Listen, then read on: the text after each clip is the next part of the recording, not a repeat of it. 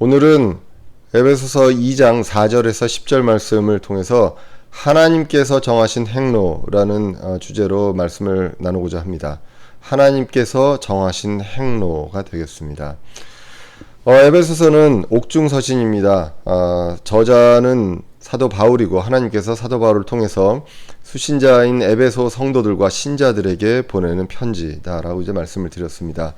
1장에서는 하나님의 구속 사역이 나왔습니다. 삼위일체 하나님의 구속 사역에 대해서 나왔었다라고 이제 말씀을 드렸고요.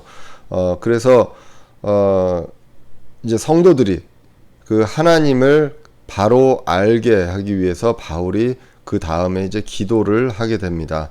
그래서 1장은 하나님의 구속 사역과 그 바울의 기도에 대해서 나왔다라고 이제 보시면 되겠고요. 그리고 지난 주에 이제 말씀을 살펴봤던 2장 1절에서 3절은 그 알게 된 것을 통해서 이제는 우리의 달라진 상태, 달라진 신분, 그러니까 현재와 과거에 대해서 이제 나와 있었습니다. 그래서 이제는 우리 자신들의 그 과거와 현재를 바로 알아야 한다라는 내용이 이제 2장 1절에서 3절에 나왔다고 말씀을 드렸습니다.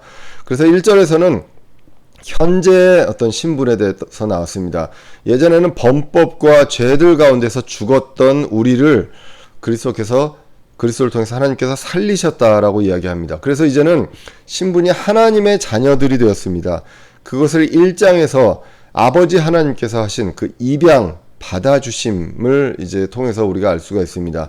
지금 이제는 하나님의 자녀들이 되었고, 과거 지나간 때가 이제 2절과 3절에 나오는데, 지나간 때는 어떤 행동을 했느냐? 세상의 행로를 따라 걸었고 마귀의 영을 따라 걸었다라고 이야기를 했었습니다. 그래서 그때의 신분이 세상의 어떤 정욕과 탐욕을 따라 걷는 진노의 자녀들이었다. 그래서 지금은 하나님의 자녀들이지만 과거에는 진노의 자녀들이었음을 이야기를 했습니다. 그래서 이렇게 우리가 과거를 기억하고 그때 무엇을 쫓았는지, 무엇을 따라 걸었는지를 기억하고 지금 달라진 상태를 알아야 한다고 말씀을 드렸습니다. 그래서 이제는 누구를 따라 걸어야 하는지, 눈앞에 보이는 나를 속이고 유혹하고 하는 그 눈앞에 보이는 사람과 어떤 존재가 아니라 보이지 않는 하나님, 그리고 빛이 되신 그분을 따라 걸어야 한다라는 것을 이제 우리가 지금의 상태와 과거의 상태, 과거에 내가 어떤 것들을 했는지를 보면서 우리가 깨달아야 한다고 이제 말씀을 드렸습니다. 사도행전 17장 30절에는 이렇게 말씀합니다. 하나님께서 이같이 무지하던 때를 눈감아 주셨으나 이제는 모든 곳에서 모든 사람에게 회개하라고 명령하시나니라고 나오게 됩니다. 이제 모든 곳에서 모든 사람에게 하나님을 향해서 돌이키라는 것입니다. 그래서 사도행전에서 얘기합니다. 하나님을 향한 회개와 그리스도를 향한 믿음입니다. 내 자신이 할 수가 없기 때문에 이 죄 문제에 대한 해결을 하나님을 향해서 방향을 바꾸는 회개가 이루어져야 된다라고 이제 명령을 하십니다. 그래서 이제는 그것이 이루어지고 나서는 새로운 삶을 살아가고 있는 우리를 보고 기억해야 한다는 것을 우리가 지난 2장 1절에서 3절을 보고 또 오늘 본문을 보게 됩니다. 그래서 이제 베드로서 4장 3절에서는 이렇게 말씀합니다. 우리가 색욕과 정욕과 과음과 환락과 연회와 가증한 우상 숭배 속에서 걸어 이방인들이 하고자 하는 바를 행한 것이 우리 삶의 지나간 때로 우리에게 족하도다라고 말씀합니다. 에베소서 2장 1절에서 3절에서 뭐라고 얘기했습니까? 지나간 때에 우리가 이랬다라고 얘기했습니다. 오늘 베드로전서 4장 3절에서도 지나간 때로 우리가 그런 것들을 했던 것들, 세상의 행로를 따라 걷고 마귀의 영을 따라 걷고 그 욕심과 탐욕에 따라 쫓아갔던 그것은 지나간 때로서 족하다. 이제는 우리가 그런 것들을 하지 않는다라고 이야기를 하게 됩니다.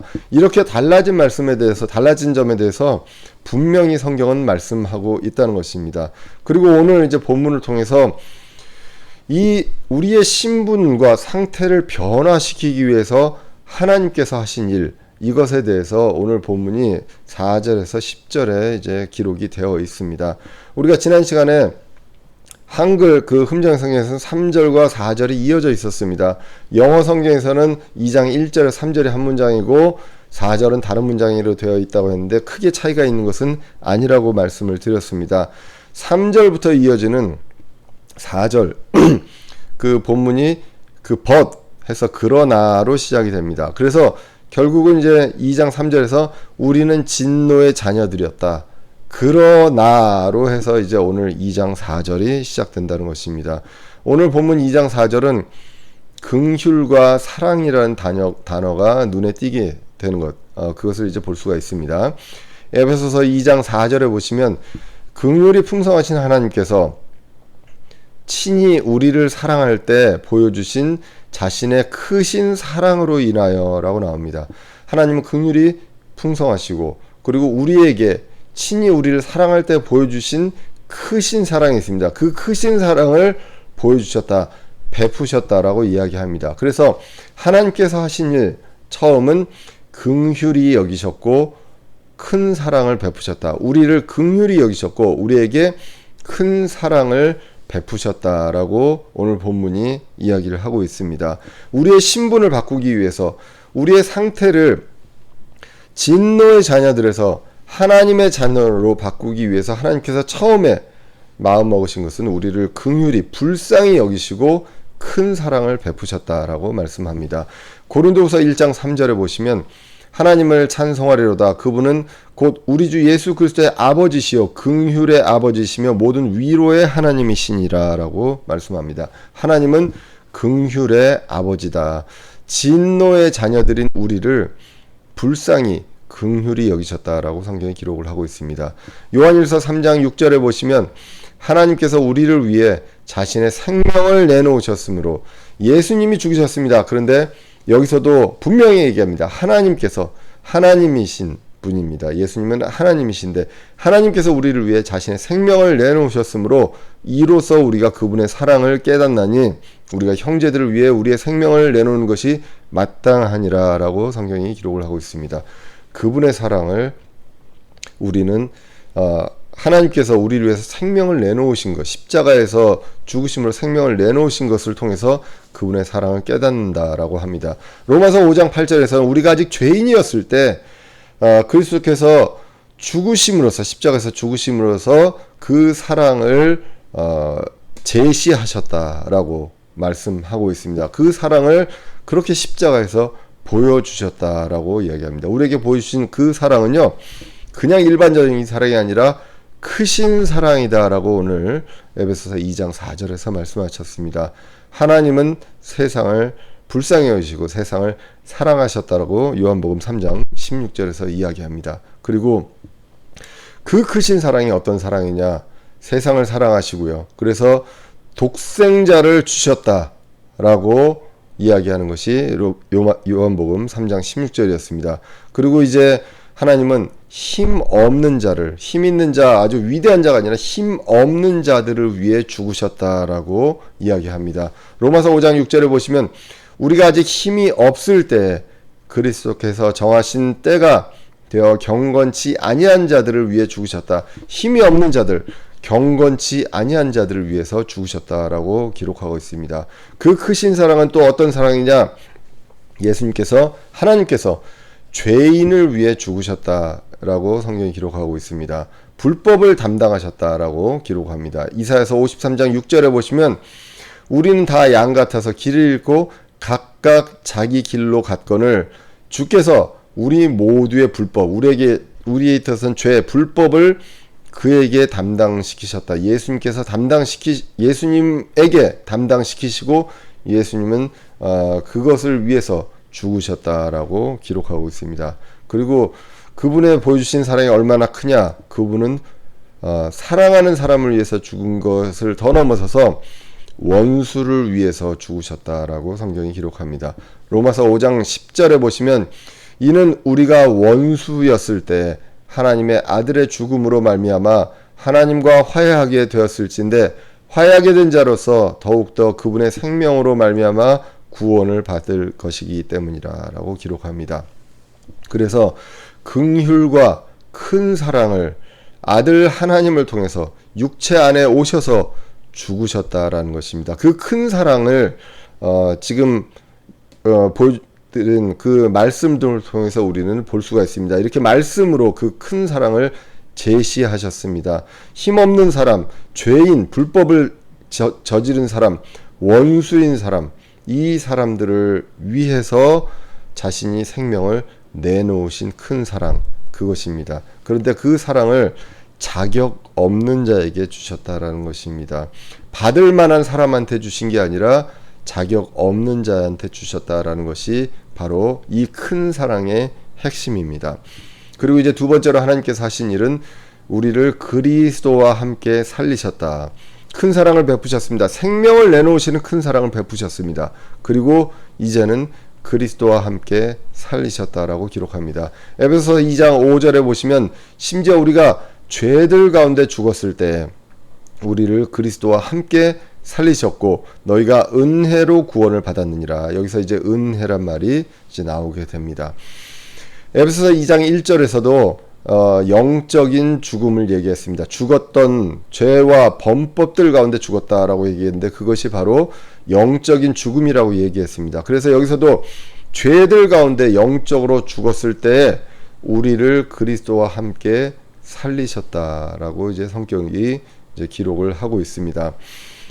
예수님은요, 처음부터 계셨을 때 예수님의 존재와 함께 영적으로 그리고 그 말씀으로 계셨다라고 이제 성경이 기록을 했습니다. 그리고 이 땅으로 오셔서 탄생했을 때 영이 함께 하셨습니다. 영적으로 살아있는 상태였습니다. 이것이 동시에 가게 되지만 사람은 다릅니다. 사람은 이미 영적인 죽은 상태에서 물로서 탄생합니다. 육적으로 탄생한다고 성경은 이야기합니다. 그리고 예수님을 받아들였을 때 성령으로 다시 태어납니다. 그래서 이 시기가 다릅니다. 예수님은 같지만 우리는 다르다라는 것입니다. 그리고 부활도 다릅니다. 예수님은 십자가에서 달리시고 이제 부활하실 때 육적으로 영적으로 동시에 부활을 했습니다. 사람은 예수님을 믿었을 때 영적으로 먼저 탄생했습니다. 우리가 구원받았을 때 영적으로 먼저 살아났다고 합니다. 그리고 육적으로는 나중에 부활합니다. 그래서 요 시기가 사람은 다르다. 그래서 영적으로는 부활하면서 육적인 부활을 보장받게 됩니다. 그것을 성령님이 보증하신다라고 이야기했습니다. 그래서 고린도전서 15장에서 얘기한 것처럼 썩지 아니할 몸으로 부활할 것이다 라고 분명하게 이야기했습니다. 오늘 본문에서 지금 과거형으로 그리스도와 함께 살리셨다는 것은 영적으로 살아났다는 것을 이야기합니다. 육적으로 우리가 살아났다는 것이 아니라 육적으로는 썩어질 몸으로 이제 죽을 몸이지만 우리는 영적으로 그리스도와 함께 살리셨다라고 성경이 기록하고 있습니다. 로마서 8장 11절에 보시면 그러나 만일 예수님을 죽은 자들로부터 일으키신 분의 영께서 너희 안에 계시면 그리스도를 죽은 자들부터 일으키신 분께서 너희 안에 거하시는 자신의 영을 통해 너희의 죽을 몸도 앞으로 살리시리라 라고 이제 성경이 기록을 하고 있습니다. 로마서 6장 4절 5절에서도 보면 그러므로 우리가 죽음 안으로 침례를 받아 그분과 함께 묻혔나니 이것은 그리스도께서 아버지의 영광을 힘입어 죽은 자들로부터 일으켜진 것 같이 우리도 생명의 새로움 속에서 걷게 하려 함이라. 이미 우리는 이제 생명의 영적인 영원한 생명에 대해서 영적으로 살아났고 그리고 육적인 어떤 영원한 생명에 대해서 보장을 받았습니다. 만일 우리가 그분의 죽음과 같은 모양으로 함께 심겼으면 또한 그분의 부활과 같은 모양으로 되리라 라고 분명하게 약속을 하셨습니다. 그런데 우리가 살아난 것은 영적인 탄생은 과거형입니다. 신자에게는 과거형이기 때문에 오늘 본문에서 과거로 이야기를 했습니다. 요한복음 5장 24절에서도 이제 같은 맥락으로 이야기합니다. 진실로 진실로 내가 너희에게 이르노니 내 말을 듣고 또 나를 보내신 분을 믿는 자는 영존하는 생명이 있고 또 정죄에 이르지 아니하나니 사망에서 생명으로 옮겨졌느니라 라고 이야기를 하고 있습니다. 영존하는 생명이 이미 있습니다. 이미 영적으로 이제 구원을 받았기 때문입니다. 그리고 사망에서 생명으로 이미 옮겨졌습니다. 우리가 그 예수님의 말을 듣고 예수님을 보내신 그 하나님을, 아버지 하나님을 믿는 자는 영존한 생명이 이미 있다라고 성경이 기록을 하고 있다는 것입니다. 그래서 아까 5절에서 말씀하신 것처럼 은혜로 구원을 받다. 이 모든 것들이 은혜로 받았다라고 성경이 기록을 하고 있습니다. 이 놀라운 일, 이것이 하나님께서 긍휼과 사랑을 베푸시고, 그러나 이 긍휼과 사랑이 정말로 받을 만한 자격 있는 존재가 아니라 그렇지 않은 존재에게 주신 그 놀라운 그 은혜, 그것을 이제 우리는 느끼게 됩니다. 그래서 베푸셨고 살리셨다. 그리고 이제 세 번째로 하늘의 처소에 앉히셨다라고 기록합니다. 지금 이 모든 것들, 하나님께서 하신 일, 우리의 신분을 위해서 하신 일을 과거로 이야기를 하고 있습니다. 긍휼히 여기셨고 사랑을 베푸셨고, 그리고 그리스도와 함께 살리셨고, 그리고 하늘의 처소로 앉히셨다라고 기록을 하고 있습니다. 사랑의 하늘의 처소는 우리가 앞으로 가는 거 아닌가 라고 생각할 수 있습니다. 그것도 틀린 말은 아니지만, 우리가 오늘 5절과 6절은 영적인 내용을, 상태에 대한 내용을 말씀한다고 했습니다. 그래서 영적으로 그리스도와 함께 살아났고, 그리스도와 함께, 그리스도가 이제 하늘의 처소, 예수 그리스도 하늘의 처소에 하나님 오른편에 앉아 계신 것처럼 우리도 이미 영적으로 하늘의 처소에 앉히셨다라고 그 신분에 대해서 이야기를 하고 있다는 것입니다. 그것이 이제 에베소서 2장 6절의 말씀입니다. 그래서 에베소서 2장 6절에 보시면, 또 함께 일으키사 그리스도 예수님 안에서 우리를 하늘의 처소들에 함께 앉히셨으니 라고 성경이 기록하고 있습니다. 우리를 살리신 순간 영적으로 이미 셋째 하늘에 있는 하늘의 처소로 옮겨져서 앉히셨다라고 이 신분의 변화에 대해서 이야기를 합니다. 이 영적인 변화가 앞으로 있을 육적인 변화를 보증합니다. 성령님께서 이것을 우리와 함께 하시는, 영원히 우리 안에 내주하시는 그 성령님께서 이것을 보증하신다라고 이야기를 했습니다. 구원을 봉인하고, 그리고 육적인 부활과 그 하늘의 처소들에 있는 모든 그 상속 유업을 보증하신다라고 이야기를 했습니다. 이렇게 영적인 어떤 달라짐, 이것이 무엇입니까? 신분의 변화입니다. 하늘의 처소에 앉히셨다는 것은 무엇입니까? 우리의 어떤 국적 아이덴티티가 무엇이냐? 왕국의, 하늘의 왕국의, 그 하나님의 왕국의 시민이다라는 것입니다. 이런 새로운 그 신분, 그 새로운 어떤 시민권을 우리에게 허락하셨다라는 것을 오늘 에베소서 2장 6절에서 이야기합니다. 그래서 이 세 가지, 긍휼과 사랑을 베푸셨고요, 그리고 살리셨고, 그리고 이제 일으키사 하늘의 처소에 앉히셨다. 이 모든 것들을 이미 완료하셨다라고 이야기하는 것. 왜 이런 것들을 하는지, 이렇게 하심으로써 무엇을 보여주려고 이것을 하셨는지, 그것이 이제 2장 7절에 나오게 됩니다. 2장 7절을 보시면, 이것은 그분께서 그리스도 예수님을 통해 우리에게 베푸신 친절 속에 담긴 자신의 은혜의 지극히 풍성함을 다가오는 시대들 속에서 보여주려 하심이라라는 것입니다. 그래서 은혜의 지극히 풍성함을 보여주려 하십니다. 이 일들을 왜 하셨느냐? 이 일들을 하신 이유는, 한 것은 은혜, 당신의 그 은혜의 지극히 풍성함을 보여주려 하십니다. 이 은혜는 무엇입니까? 대가가 아니라 값없이 공짜로 주신 그 은혜가 얼마나 큰지, 풍성한지 다가오는 시대들을 통틀어서 시대들 속에서 그분의 은혜의 지극히 풍성함을 보여주려 하십니다 라고 이야기합니다. 우리의 행동의 대가도 아니고요, 자격이 있어서도 아닙니다. 그 베푸신 그 친절 속에서 이제 그 모든 것들을 행하셨다. 친절은 무엇입니까? 모두에게 그 베푸는 거죠. 우리도 모든 사람에게 친절을 베풉니다. 베푸는 것은 대가로 하는 것이 아니라 그냥 우리의 어떤 호의를, 우리의 사랑을, 친절을 베풀게 됩니다. 그 담긴 그분의 은혜의 지극히 풍성함을 보여주신다라고 이야기해서 은혜를 보여주시기 위함이다라고 이야기를 했습니다. 그러면 이제 8절 9절은 무엇에 대해서 이야기하겠습니까? 은혜에 대해서 이야기를 하게 됩니다. 그래서 2장 8절에 보시면 너희가 믿음을 통해 은혜로 구원을 받았나니 그것은 너희 자신에게서 난 것이 아니요 하나님의 선물이라 라고 이야기합니다. 1장부터 지금까지 쭉 말씀하신 구원입니다. 신분의 변화가 있었습니다. 이 신분의 변화를 통해서 삼위일체 하나님이 일하시고 또 다시 2장에서 무엇을 하셨는지, 신분의 변화를 위해서 무엇을 하셨는지에서 나왔는데, 그것을 하신 것은 은혜를 다가오는 모든 시대에 보여주기 위함인데, 이 은혜가 은혜를 통해서 무엇을 받았느냐? 은혜를 통해서 구원을 받았다라고 이야기합니다. 결국 구원은 은혜로 받는 것이다. 보상이 아니라 선물로 주신 것이다. 하나님의 선물이다 라고 이야기합니다. 하나님의 그 친절을 베푸신 그 선물이다. 값없이 은혜로 받은 선물. 그것이 무엇이냐? 우리가 받은 구원이다 라는 것입니다. 무엇을 통해서요? 믿음을 통해서.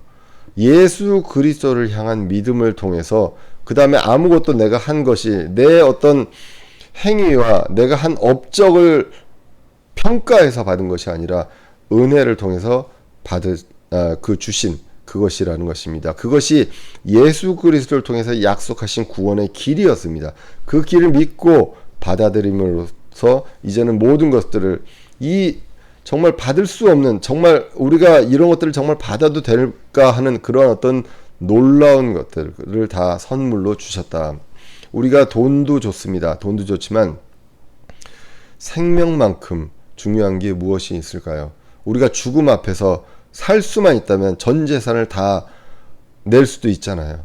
그 모든 그 생명, 근데 일시적인 생명이 아니라 그 영원한 생명, 영적인 생명뿐만 아니라 육적인 생명까지를 은혜로 값없이 공짜로 주셨다라는 것, 이것이 놀라운 그 은혜의 풍성함입니다. 풍성함을 보여주려고 하시는데 이 풍성함이 무엇이냐? 놀라운 구원입니다. 그 누구도 할 수 없는, 이 세상에 누구도 할 수 없는 우리의 영적, 육적 구원, 그 구원을 은혜로 주셨다라고 이제 성경이 기록을 하고 있습니다. 이 믿음에 대해서, 이 믿음을 통해서 주님께서 약속하신 그 길, 그 믿음이 무엇입니까? 요한복음 1장 12절에 나오게 됩니다. 그분을 받아들인 자들, 곧 그분의 이름을 믿는 자들에게는 다 하나님의 아들이 되는 권능을 그분께서 주셨다. 그분은 누구입니까? 말씀 하나님입니다. 요한복음 1장 1절부터 나오는 말씀이신 하나님, 그리고 육신이 되어서 오신 예수님을 이야기하게 됩니다. 그분을 받아들인, 그 예수님을 받아들인 자, 그리고 예수님의 이름을 믿는 자들에게는 다 하나님의 아들이 되는 권능을 주셨습니다. 이제 이 신분이 변했습니다. 하나님의 자녀들이 되었다라고 성경이 기록합니다. 이렇게 구원은 은혜입니다. 품삯이 아닙니다. 내가 일한 대가로 얻는 것이 아니라 은혜임을 이야기하고 있습니다. 로마서 4장 4절에서 5절에 보시면 이렇게 말씀합니다. 이제 일하는 자는 품삯을 은혜로 여기지 아니하고 빚으로 여기거니와 라고 이야기합니다. 일하는 자는 당연히 품삯을 받습니다. 대가를 받습니다. 이 대가를 받는 것은 당연한 것이지 은혜로 받는 것이 아니죠. 그렇기 때문에 내가 못 받았다면 내가 받아야 될 빚이 있는 거죠. 그렇지만 5절에 일을 하지 아니할지라도 경건치 아니한 자를 의롭다 하시는 이를 믿는 자에게는 이거는 은혜인 거죠. 일을 하지도 않았는데 의롭다는 칭의를 이루어 주시는, 이것은 은혜입니다. 그것을 이야기하고 있습니다. 그의 믿음으로 의를 여긴다. 이 믿음만 있으면 되지 일을 하거나 이런 것이 아니다라는 것을 4절과 5절에서 4장 4절과 5절에 의해서 이야기합니다. 보상은요, 나중에 구원받은 자가 행위에 의해서 보상을 받는 것이지 구원을 보상을 받지는 않습니다. 구원은 은혜로, 그리고 보상은 행위로 라고 이제 우리는 알 수가 있습니다. 고린도전서 3장 13절 14절에 보시면 예수 그리스도 그 기초 위에 우리가 이제 예수님을 만났을 때 그리스도의 심판석 앞에서 우리의 모든 일들을, 살아있을 때 했던 모든 일들을 올려놓습니다. 그걸 불로 태우게 됩니다. 금도 있고 은도 있고 나무와 건초도 있습니다. 그때의 13절에 각 사람의 일이 그 위에서 드러나리라. 그날이 그것을 밝히 드러내리니 이것은 그것이 불에 의해서 드러나고 그 불이 각 사람의 일이 어떤 종류인지 그것을 시험할 것이기 때문이라. 어떤 사람이 그 기초 위에 세운 일이 남아있으면, 불로 태우고 나서도 금과 은처럼 남아있으면 그는 보상을 받는다라고 이야기했습니다. 그리고 나무나 건초 같은 종류, 쓸데없는 것을 그 삶 속에서 했다면 그것은 불로 타서 다 없어지게 됩니다. 그렇게 되면 그런 것들은 불로써 이제 구원을 받는다라고 이제 성경은 기록을 합니다. 그것이 이제 고린도전서 3장에서 구원받은 자가 이제 그리스도의 심판석에서 보상의 심판을 받는 것으로 이제 대표적으로 이제 알려져 있습니다. 그래서 다시 이제 에베소서 2장 8절에서 구원은 행위에서 나는 것이 아니라 은혜로, 믿음을 통해서 은혜로 받는 것이고 이것이 하나님의 선물이다라고 기록을 했습니다. 그리고 이제 2장 9절에서 그것을 다시 부연 설명을 합니다. 은혜라는 것은 행위에서 난 것이 아니다. 행위에서 난 것이 아니니 이것은 아무도 자랑하지 못하게 하려 함이다라고 성경이 기록을 합니다. 예, 그래서 이 구원받은, 은혜로 구원받은 것이, 내가 이제 구원받아서 하나님의 자녀가 되는 것을 내가 무언가를 했기 때문에 이것을 하나님께 주셨다라고 자랑을 아무도 못한다라고, 자랑을 아무도 자랑하지 못하게 하려 함이다. 그것이 바로 은혜다라고 이야기를 합니다. 저는 이제 군 생활을 하면서 결혼을 했고요. 그 전까지 한 15년 이상 교회를 출석을 했지만 구원에 대해서 모르고 다니다가 이제 한 친구를 통해서 이제 구원을 받게 됩니다. 그리고 이제 이 흠정의 성경에서도 알게 되었다고 이제 말씀을 드렸습니다. 그때 이제 구원을 받고 기억나는, 그리고 그때부터 간직했던 성경 구절이 이제 두 군데가 있는데 그 중에 하나가 에베소서 2장 8절에서 9절입니다. 믿음을 통해서 은혜로 받은 구원입니다. 이것은 선물이고 아무도 자랑할 수가 없습니다. 우리는 그 구원의 선물 앞에서 아무도 자랑할 수가 없고요.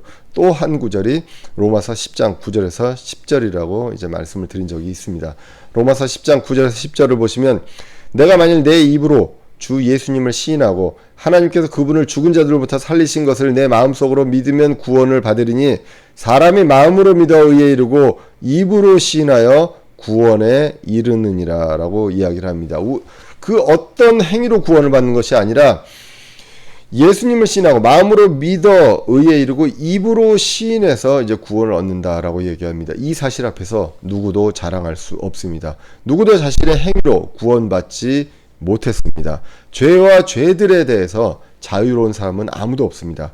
대가를 스스로, 모든 대가를 치르고 거기서 벗어날 수 있는 사람 아무도 없습니다.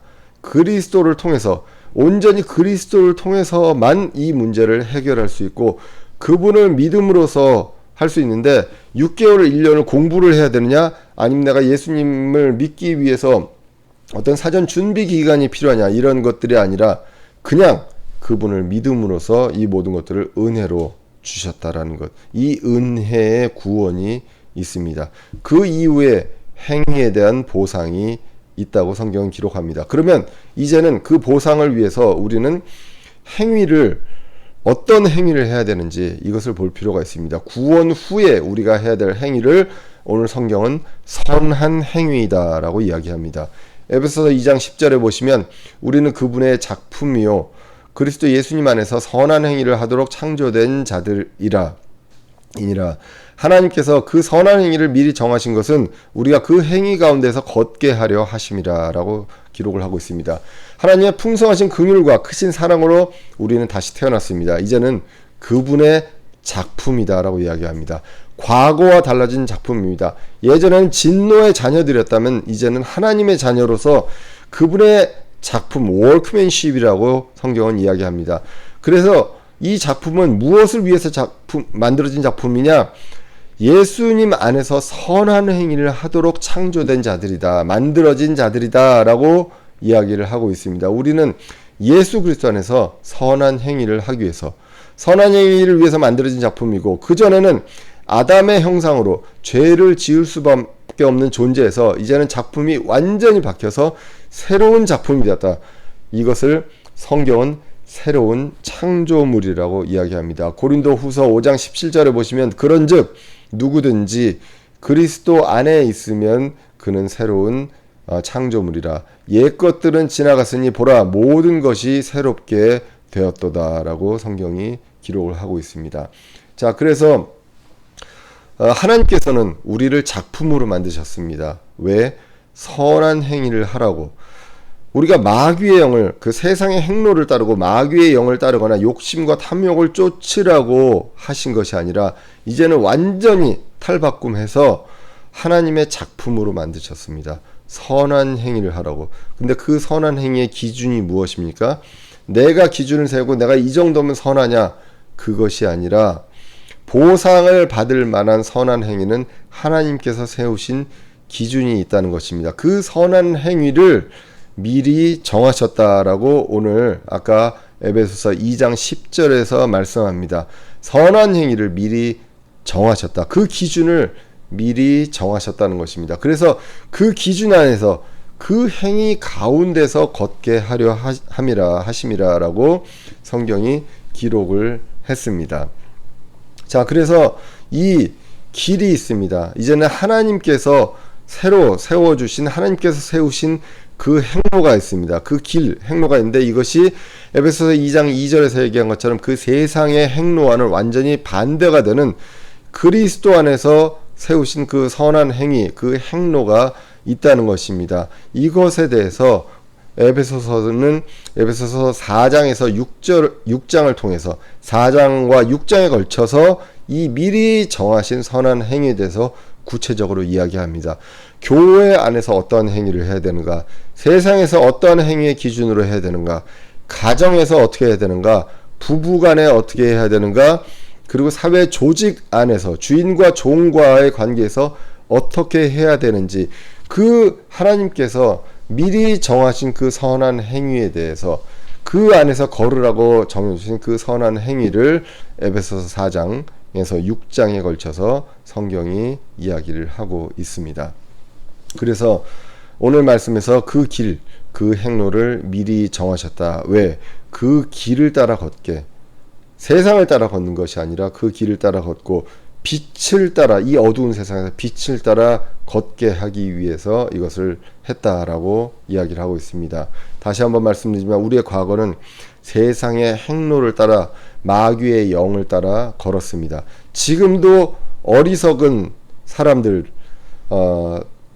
우리가 지난주에도 얘기했지만 따라가야 되지 말아야 할 것들을 따라가고 있고 보이는 사람을 따라가고 있는 사람들이 있다는 것입니다. 과거에 지나간 때에 우리가 했던 그 일을 지금도 하고 있는 사람들이 있다. 그러나 우리는 세상의 행로가 아니라 하나님의 행로를 따라 걷는 것, 그것이 하나님의 작품으로서의 그 도리이고 역할입니다. 구원받은 후에 하나님께서 미리 정하신 행로, 행위 가운데서 걷는 것이 그분의 작품의 역할이다라고 오늘 본문이 이야기를 한다는 것입니다. 이제 말씀을 요약하고자 합니다. 우리는 우리의 신분 변화를 위해서요, 하나님께서 하신 일이 있었습니다. 풍성한 긍휼과 크신 사랑을 베푸셨습니다. 그리고 우리를 그리스도와 함께 살리셨습니다. 그리고 우리를 그리스도와 함께 올리시고 하늘의 처소에 앉히셨다라고 성경이 기록을 하고 있습니다. 은혜로 아무도 자랑할 수 없다라는 것입니다. 이 선물로 주신 이 선물이 우리가 정말 받을 자격이 없는데 받았습니다. 그런 면에서 우리는요, 하나님께 이 은혜에 대해서 빚진 자들이다라고 이제 그 바울도 이야기를 합니다. 구원은 은혜로 받았습니다. 그 이후의 삶은 어떻게 돼야 합니까? 우리가 보상을 위해서 선한 행위의 기준이 있지만 사실 보상 이전에 우리는 도리입니다. 우리가 값없이 은혜로 주신 분에 대한 도리, 정말로 우리가 받을 수 없는 그 놀라운 그 시민권, 그 시민권을 그냥 값없이 주신 분에 대한 도리가 있습니다. 미리 정하신 그 길, 선한 행위 가운데 걷게 하려 하십니다. 그 걸어야 하는 이 신자의 도리가 있다라는 것을 오늘 말씀을 통해서 보게 됩니다. 선한 행위 가운데서 걸어야 되고요. 미리 정하신 그 행위의 기준, 에베소서 4장부터 6장까지 나온 그 기준을 통해서 우리가 그것을 충실히 따르는 것이 작품으로 만들어주신 그 하나님에 대한 도리다. 감사의 어떤 도리, 이제 우리는 볼 수가 있습니다. 프랑스 말로 노블레스 오블리주라는 말이 있습니다. 이거는 이제 프랑스어고요. 여러분들 다 잘 아실 것입니다. 이 노블레스 오블리주라는 것은 귀족은 의무를 갖는다라는 뜻입니다. 그래서 이제 유럽에서는 대표적으로 이 왕족과 귀족들이 앞장서서 평민들보다 앞장서서 했던 일들이 있습니다. 그것이 바로 대표적으로 두 가지가 병역과 기부입니다. 베푸는 것입니다.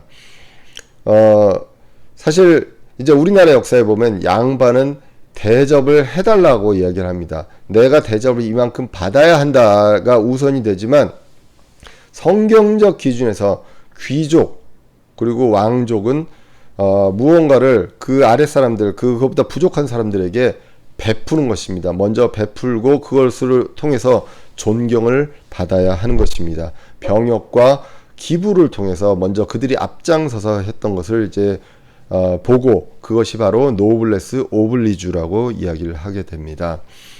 자, 그러면 이 관점에서 봤을 때 이 세상에서 가장 위대한 지위, 신분을 가진 사람들이 과연 누구입니까?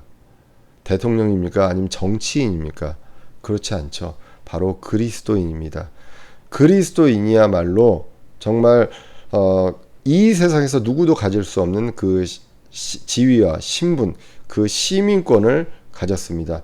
왕가의 제사장입니다. 선정된 세대라고 이제 이야기를 하게 됩니다.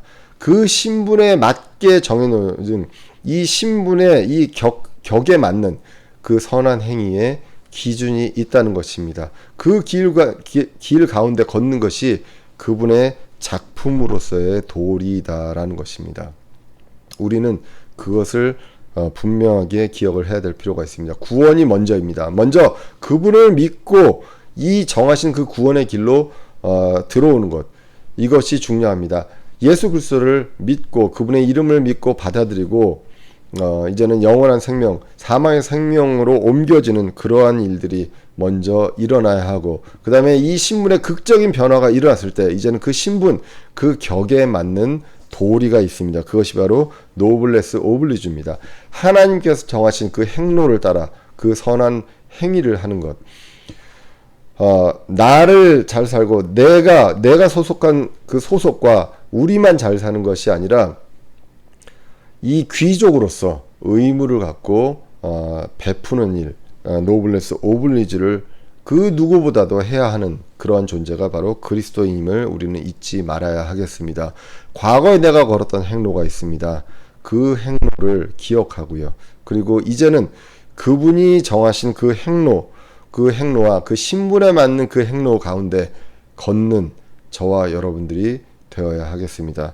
이를 위해서 우리는 이 나라의 그 성도들 지각의 눈을 밝혀주셔서 이 모든 것들을 깨닫고 말씀으로 이것을 깨닫고 그 놀라우신 은혜 가운데서 받은 그 구원을 선물로 받은 것을 알고, 그리고 우리의 변화를 통해서 이제는 우리가 하나님의 작품으로서 선한 행위를 걸을 수 있도록 이 세상에, 이 우리나라에, 그리고 전 세계 크리스찬이 깨달을 수 있도록 우리가 그들을 위해서, 그리고 우리를 위해서, 그들을 위해서 기도해야 할 때라고 기억합니다. 우리는 그런 것들을 주님 오시는 날까지 충실히 할 수 있기를 간절히 기원합니다. 기도하겠습니다.